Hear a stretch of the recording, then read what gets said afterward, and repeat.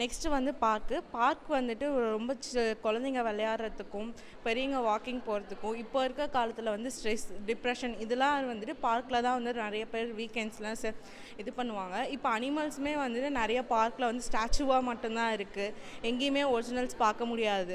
ஏன்னா அப்போ ஃபஸ்ட்டு வந்துட்டு அக்ரிகல்ச்சராக இருந்த லேண்ட் வந்துட்டு இப்போது நிறைய இந்த மாதிரி கமர்ஷியல் பார்க் அந்த மாதிரி போகிறதுனால நம்மளால் வெறும் ஸ்டாச்சூஸ் மட்டும்தான் வந்து பார்க்கில் பார்க்க முடியும். அடுத்து வந்து அக்ரிகல்ச்சர் தான் வந்துட்டு ஹியூமனுக்கு வந்து பேசிக்ஸே. மனிதனுக்கு வந்து சாப்பாடு வேணும்னா வந்துட்டு அக்ரிகல்ச்சர் வேணும். அதில் தான் வந்து நம்ம சாப்பாடு பயிர்கள் அதெல்லாம் விளைவிப்போம். மாட்டுக்கு தீனி எல்லாமே வந்து அக்ரிகல்ச்சரில் தான் வரும்.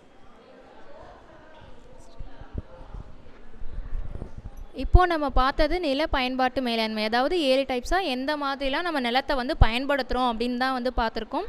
நம்ம இந்த உலகம் வந்து நிலம், நீர், காற்று, தீ, ஆகாயம் இந்த 5ம் கலந்தது தான் வந்து உலகம் அப்படின்னு சொல்கிறோம். அதில் நிலத்தினுடைய பயன்பாடு சரியாக இருந்தால் மட்டும்தான் நமக்கு ஒரு நல்ல குடிநீரும் நல்ல காற்றோட்ட வசதிகள்லேருந்து நமக்கு அடிப்படை தேவைகளான உணவு, உடை, உறைவிடம் இது எல்லாமே வந்து நமக்கு கிடைக்கக்கூடியதாக இருக்கும். அதனால் நிலத்தை வந்து நம்ம நல்ல முறையில் பயன்படுத்துவோம். இப்போது நாங்கள் இதில் வச்சுருக்கிறதுலே டெபிக் பண்ணதுலே பார்த்தோன்னா விவசாயம்ங்கிறது ஒரு குறிப்பிட்ட பார்ட்டு தான். மீதி இருக்கிறது எல்லாமே வந்து ஒரு பெரிய கட்டிடங்களாக மட்டும்தான் இருக்குது. இதே மாதிரியான நிலைமைகள் தொடர்ந்து நீடித்தது அப்படின்னா நமக்கு நிறைய தீய விளைவுகள் வந்து ஏற்படும்.